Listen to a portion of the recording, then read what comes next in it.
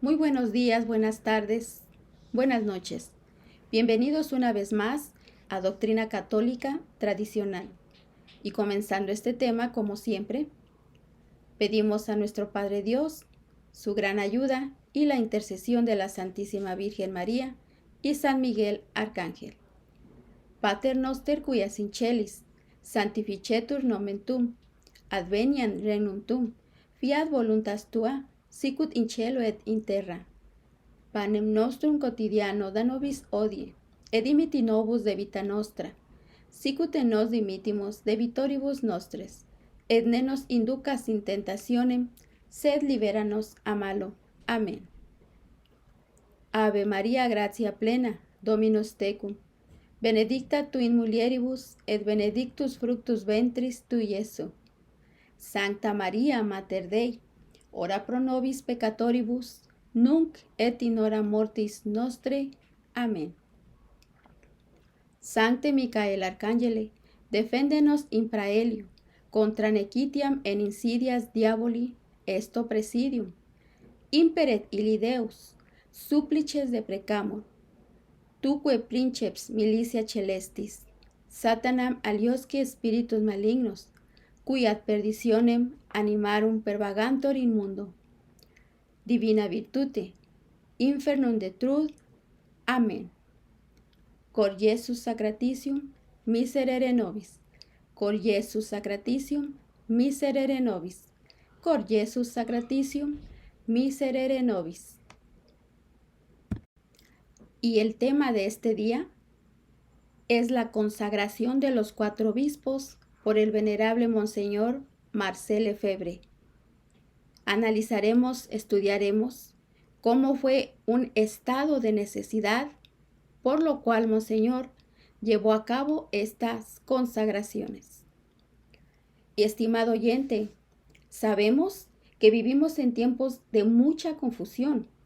Muchos podrían pensar que las cosas han mejorado, que falta poco para una solución de nuestra situación en la Iglesia, es decir, la situación de Roma con la fraternidad sacerdotal de San Pío X, es decir, la misa tradicional, la misa de siempre.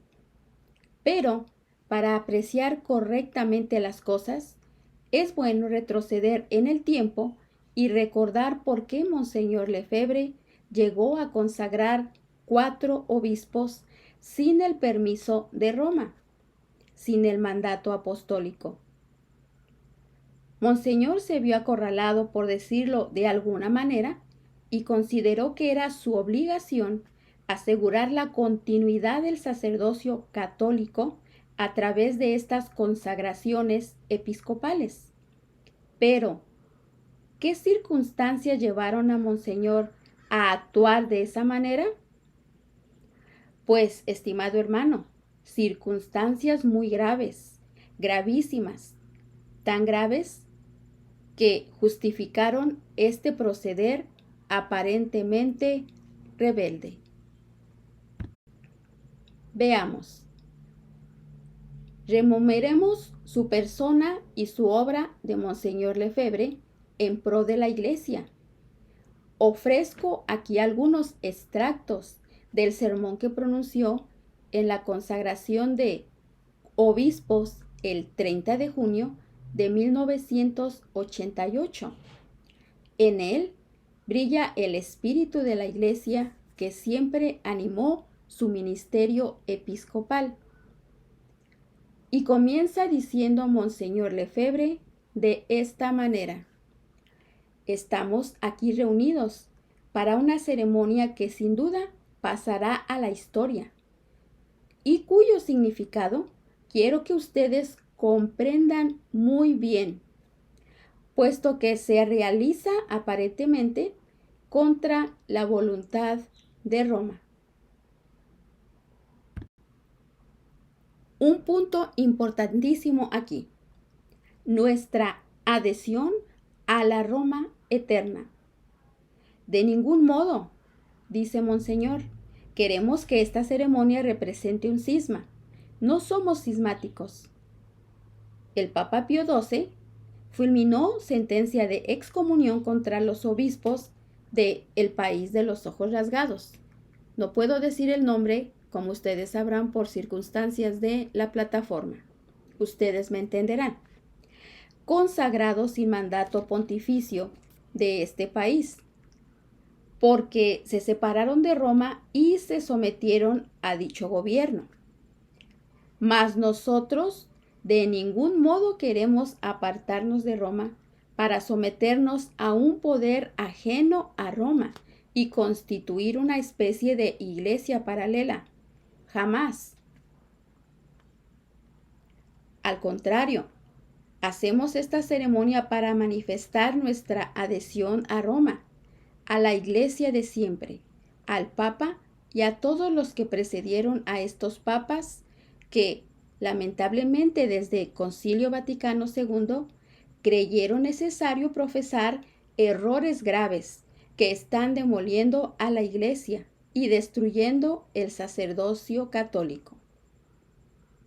Necesitamos contar con obispos y sacerdotes católicos que los ayuden a ustedes a salvar sus almas, dándoles la vida de nuestro Señor Jesucristo por la fe, la doctrina, los sacramentos y el santo sacrificio de la misa. Solo por eso estamos haciendo esta ceremonia. Segundo punto. Fidelidad a la doctrina de los papas. Y continúa, Monseñor. Me pareció oír, mis queridísimos hermanos, la voz de todos estos papas, desde Gregorio XVI, Pío IX, León XIII, San Pío X, Benedicto XV, Pío XI y Pío XII, diciéndome: pero por Dios, ¿qué vas a hacer de nuestras enseñanzas, de nuestra predicación, de la fe católica? ¿La vas a abandonar y a dejar que desaparezca de esta tierra? Sigue guardando este tesoro que te hemos transmitido. No abandones a los fieles, no abandones a la iglesia. Continúa la iglesia, porque desde el concilio las autoridades romanas han adoptado y profesado lo que nosotros hemos condenado. ¿Cómo es posible? Hemos condenado el liberalismo, el comunionismo, el socialismo, el modernismo, pero ahora las autoridades de Roma profesan, adoptan y apoyan todos esos errores. ¿Cómo puede ser? Si no haces algo para continuar esta tradición de la iglesia que te hemos transmitido, todo desaparecerá. La iglesia desaparecerá y las almas se perderán. Nos hallamos en un estado de necesidad. He hecho todo lo posible para que Roma entienda que debe volver a esta actitud de todos sus predecesores. Y continúa Monseñor narrando: varias veces he escrito, hablado, enviado cartas, ido a Roma. Por todos los medios he intentado hacer entender a Roma que desde el concilio este aggiornamento, este cambio que ha tenido lugar en la iglesia no es católico, que ese ecumenismo, esa colegialidad de los obispos, todos esos errores son contrarios a la fe de la iglesia y están demoliendo a la iglesia. Por eso, estoy convencido de que al hacer hoy esta consagración, estoy obedeciendo al llamamiento de estos papas y por ende al llamamiento de Dios, ya que representan a nuestro Señor Jesucristo en la iglesia. Tercer punto. Necesidad de salvaguardar la tradición. Está claro que si me equivoco, si enseño errores, se me debe hacer volver a la verdad. Pero, ¿cuál es la verdad a la que Roma quiere que hacerme volver? Sino la verdad del Vaticano II, la verdad de la Iglesia conciliar. Pues para el Vaticano la única verdad que existe hoy es la verdad conciliar.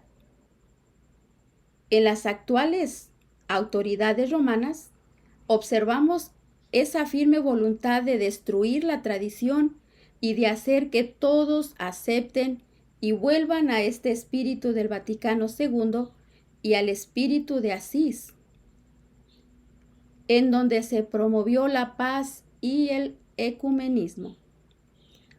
Y esto no lo podemos aceptar por nada del mundo. Continúa Monseñor Lefebvre. Por eso, le envió una carta al Papa diciéndole muy claramente: dado este espíritu que ahora reina en Roma y que quieren que yo acepte, prefiero continuar en la tradición y mantener la tradición. Y mientras, esperar el tiempo que esta tradición volverá a encontrar su lugar en Roma, en el espíritu de las autoridades romanas. Esta situación durará lo que Dios quiera. No me toca a mí saber cuándo la tradición recuperará sus derechos en Roma, pero sí creo que es mi deber proporcionar los medios para realizar lo que llamaría operación de supervivencia de la tradición. El día de hoy es la operación de supervivencia, mientras que si yo hubiera continuado los acuerdos con Roma que firmé y los hubiera llevado a la práctica, habría hecho la operación suicidio. No hay elección, debemos sobrevivir. Y por eso hoy, al consagrar a estos obispos, estoy convencido de seguir manteniendo viva la tradición, es decir, la Iglesia Católica. Enseguida, estimado hermano oyente, reflexionemos en la carta del 21 de noviembre de 1974, en la cual Monseñor hizo una declaración en la que mostraba su espíritu absolutamente católico. Y dice lo siguiente: nos adherimos de todo corazón y con toda nuestra alma a la Roma católica, guardiana de la fe católica y de las tradiciones necesarias para el sostenimiento de esta fe, a la Roma eterna, eterna maestra de sabiduría y verdad. Pienso que todo católico equilibrado debe albergar estos mismos sentimientos en su corazón y mirar con mucho dolor lo que pasa actualmente. Pero también debe un buen católico ser firme y tener muy presentes las palabras que Monseñor, en esa misma declaración, cuando dice: en cambio, nos negamos y nos hemos negado siempre a seguir a la Roma de tendencia neomodernista y neoprotestante, que se manifestó claramente en el Concilio Vaticano II y después del concilio, en todas las reformas que de él surgieron. Todas estas reformas, en efecto, han contribuido y siguen contribuyendo a la demolición de la Iglesia, a la ruina del sacerdocio, a la destrucción del sacrificio y de los sacramentos, a la desaparición de la vida religiosa y a la implantación de una enseñanza naturalista teilhardiana en las universidades, seminarios y catequesis. Enseñanza que proviene del liberalismo y del protestantismo, tantas veces condenadas por el magisterio solemne de la Iglesia. ¿Podemos imaginar una situación más grave que esta, amadísimos hermanos? Pues no, no hay circunstancias peores que estas. Y así entendemos mejor por qué Monseñor actuó como lo hizo. Y así también se entiende por qué muchos han dado su vida a la Iglesia y han abrazado el sacerdocio tradicional, porque la situación es verdaderamente crítica y la salvación de las almas está en grave peligro. Pero Monseñor continúa: esta reforma, por haber surgido del liberalismo y del modernismo, está enteramente envenenada.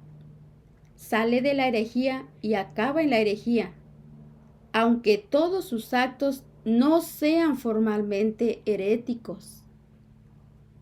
Es pues imposible para todo católico consciente y fiel adoptar esta reforma y someterse a ella de cualquier manera que sea. Estas son fuertes palabras de Monseñor Lefebvre que deberíamos hacer nuestras de todo corazón, estimado oyente, en mi opinión personal. No queremos ningún compromiso con las ideas modernas que colocan al hombre en el centro de todo, idolatrándolo y desplazan a Dios a un lugar absolutamente secundario en el que prácticamente no tiene ninguna influencia en la vida. Avancemos en el tiempo y veamos qué decía Monseñor Lefebvre con motivo de la escandalosa reunión ecuménica de Asís de 1986, la cual estaba ya cercana a su realización. Y decía: el que está sentado en la sede de Pedro, en este caso Juan Pablo II, se mofa públicamente del primer artículo del credo, en donde rezamos creo en un solo Dios, y del primer mandamiento del Decálogo, que dice amar a Dios sobre todas las cosas. Es incalculable el escándalo en las almas de los católicos. La Iglesia se tambalea desde sus cimientos. Volvemos a preguntar: ¿se puede imaginar una situación peor que esta? ¿Ha cambiado acaso este espíritu ecuménico que todo lo invade? ¿Estamos mejor? Recordamos las primeras palabras de Benedicto XVI al ser elegido Papa, diciendo que una prioridad en su pontificado sería la promoción del movimiento ecuménico. ¿Y el Papa Francisco? Pues no tiene ningún problema con el ecumenismo. El 29 de agosto de 1987, Monseñor escribía a los futuros obispos: les conferiré esta gracia, la de la consagración episcopal, confiando en que la sede de Pedro no tardará en ser ocupada por un sucesor de Pedro perfectamente católico, en cuyas manos podrán depositar la gracia de su episcopado para que la confirme. ¿Dónde está ese sucesor de San Pedro, perfectamente católico? El Papa Francisco ciertamente no lo es. Al Papa actual no le agrada la tradición. Dice que sería un paso atrás volver a ella. Sí, es amable con nosotros, con la fraternidad. Claramente no es porque quiera volver de vuelta a la tradición en Roma. Y esto es un obstáculo insalvable. Escuchemos a Monseñor en su carta del 2 de junio de 1988, previa a las consagraciones de los obispos, que escribió al Papa Juan Pablo II, diciendo: seguiremos rezando para que la Roma moderna, infestada de modernismo, vuelva a ser la Roma católica y recupere su tradición bimilenaria. Entonces, el problema de la reconciliación ya no tendrá razón de ser y la Iglesia volverá a gozar de una nueva juventud. Estimado oyente, terminemos recordando las palabras de Monseñor el 30 de junio de 1988, después de las consagraciones episcopales, que dijo lo siguiente: Desde el Concilio Vaticano II hasta hoy, las autoridades de la Iglesia romana están animadas por el espíritu del modernismo. Ellas han obrado contra la santa tradición. No soportan más la sana doctrina. Ellas apartan sus oídos de la verdad para entregarse a las fábulas, como dice San Pablo a su segunda epístola a Timoteo. Por eso, nosotros estimamos sin valor ninguno todas las penas y censuras impuestas por estas autoridades. Estimado oyente, el estado de necesidad que llevó a Monseñor a hacer lo que hizo no ha cesado. Es más, se ha tornado aún más grave. Roma sigue infestada de modernismo y somos testigos de lo que ha sucedido y sigue sucediendo. Y el Papa Francisco va abriendo puertas que van a demoler la moral católica. Basta recordar su intención de permitir la comunión de los divorciados que viven mal, o su famoso ¿quién soy yo para juzgar?, hablando de aquellos que han caído en vicios contra natura. ¿Cómo puede ser esto? Es el vicario de Cristo que justamente tiene la misión de guiar a los hombres al cielo, de confirmarlos en la fe, de mostrarles lo que está bien y lo que está mal.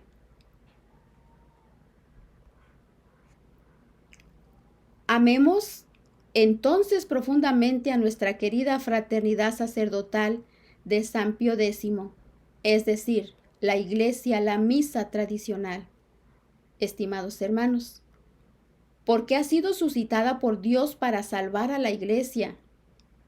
Recemos por Roma, recemos por el Papa, recemos por la fraternidad sacerdotal de San Pío, por sus autoridades, también por las autoridades de la Iglesia, para que vuelvan a la tradición, única solución a esta crisis espantosa en que nos encontramos ahora. Cuarto, necesidad de contar con obispos católicos. Y continúa Monseñor. Ustedes saben muy bien, queridos hermanos, que no puede haber sacerdotes sin obispos. Todos estos seminaristas que están aquí, cuando Dios me llame, y sin duda no tardará mucho, ¿de quién recibirán el sacramento del orden? ¿De los obispos conciliares, cuyos sacramentos son todos dudosos?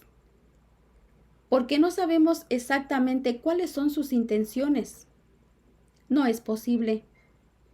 Ahora bien, ¿quiénes son los obispos que realmente han conservado la tradición y los sacramentos tal como la Iglesia los ha dispensado durante siglos hasta el Concilio Vaticano II? Pues bien, solo Monseñor Antonio de Castro Meyer y yo. Nos guste o no, ha sido así. Y esta es la razón por la que todos estos seminaristas confiaron en mí.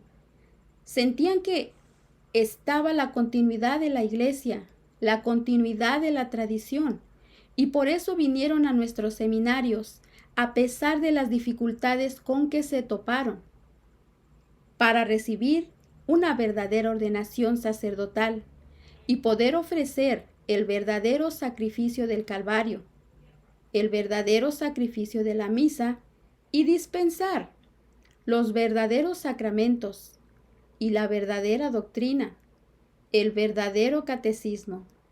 Este es el propósito de estos seminarios. Por eso, en conciencia, no puedo dejar huérfanos a estos seminaristas, ni puedo dejarlos huérfanos a ustedes, desapareciendo sin hacer nada para el futuro de la Iglesia. Sería contrario a mi deber. Y así, con la gracia de Dios, he elegido para obispos aquellos sacerdotes de nuestra fraternidad que me parecieron los más idóneos, y que a su vez se encuentran en los lugares y funciones que les permiten cumplir con mayor facilidad su ministerio episcopal en nuestros diversos seminarios. De este modo, habré asegurado los medios para que la tradición continúe y para que los católicos puedan permanecer en la iglesia de sus padres, de sus abuelos, de sus antepasados. Ahora veamos el quinto anuncio profético de la actual situación de la iglesia. Volvamos hacia la Virgen María, continúa Monseñor. Ustedes saben bien, mis queridos hermanos, que Papa León XIII tuvo una visión profética en la que vio y lo dejó consignado en el exorcismo que luego mandó a componer, que un día la sede de Pedro sería la sede de la iniquidad. ¿Es hoy? ¿Será mañana? No lo sé. Pero, en todo caso, ha sido anunciado el error, ya es una iniquidad. Y dejar de profesar la fe católica, la fe de siempre, es la mayor de las iniquidades.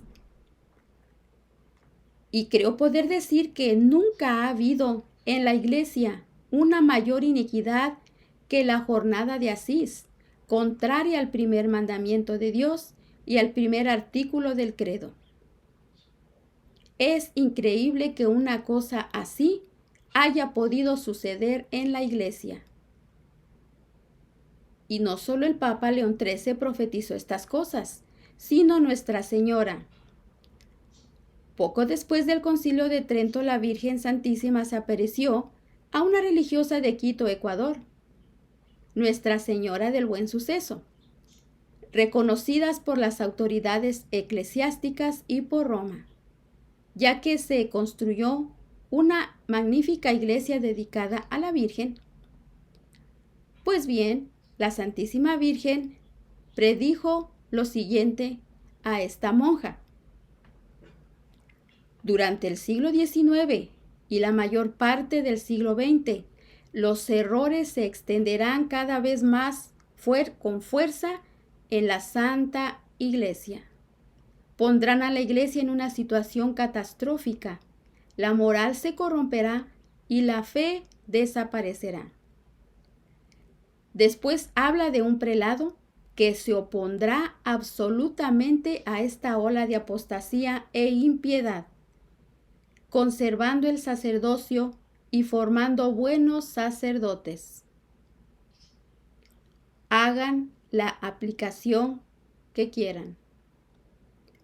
Pero yo mismo quedé asombrado. Y todo eso está impreso y registrado en los archivos de esta aparición. También conocen ustedes las apariciones de la Salef, en que Nuestra Señora dice que Roma perderá la fe y que la iglesia será eclipsada. Por fin, y más cerca de nosotros, está el tercer secreto de Fátima, que hace sin duda alusiones a esta oscuridad que ha invadido a Roma y al mundo desde el concilio. Tal vez por ello el Papa Juan XXIII consideró oportuno no publicar el secreto, dado que habría tenido que cambiar radicalmente las orientaciones que empezaba a tomar en vistas al concilio y para el concilio. Los nombres de los 4 obispos que el venerable Monseñor Marcel Lefebvre consagró el 30 de junio de 1988 son Bernard Filey, superior de la Fraternidad San Pío X, el español Alfonso de Galarreta, el francés Tissier de Malerais y el británico Richard Williamson. Estimado oyente, una vez más un recordatorio. La Fraternidad Sacerdotal de San Pío X, es decir, la misa de siempre, la tradición de la Iglesia, siempre ha estado en comunión con Roma, con la Santa Sede, ha reconocido a todos los papas conciliares, reconoce actualmente al Papa Francisco, reza por ellos, a lo que se ha resistido, como hemos escuchado en videos anteriores, a lo que se ha resistido es al modernismo, al neopaganismo, al ecumenismo, etc. Pero sigue estando en comunión con Roma y, sobre todo, reconoce una vez más, estimado oyente, al Papa actual de nuestra Santa Iglesia Católica, el Papa Francisco. La Iglesia tradicional o la tradición o la fraternidad sacerdotal de San Pío X no es sedevacantista. En un futuro, si Dios me lo permite, voy a estar compartiendo un tema acerca de el sedevacantismo, para mayor gloria de Dios y también para nosotros estar informados y aprender y conocer nuestra fe católica. Por último, Monseñor Lefebvre nos narra: me confío a la divina providencia. Estoy convencido de que Dios sabe lo que hace. Cuando el cardenal Gagnon nos hizo una visita de parte de Roma, 14 años después de ser yo declarado suspendido ad divinis, reconoció que lo que estamos haciendo es sin lugar a dudas lo que hay que hacer para reconstruir de nuevo la Iglesia. Así que hicimos bien en resistir. Y estoy seguro de que hoy nos hallamos en las mismas circunstancias. Por este motivo, todas las acusaciones que me dirigen, las penas con que me amenazan, las considero plenamente nulas y como tales las ignoro. Un día, tal vez, en algunos años, solo Dios sabe, la tradición recuperará sus derechos en Roma y las autoridades romanas nos agradecerán haber mantenido la fe en los seminarios, en las familias, conventos, países, para mayor gloria de Dios y salvación de las almas. Santa María, ora pro nobis. Y que nuestra Madre Santísima nos ampare y nos guíe en este difícil camino.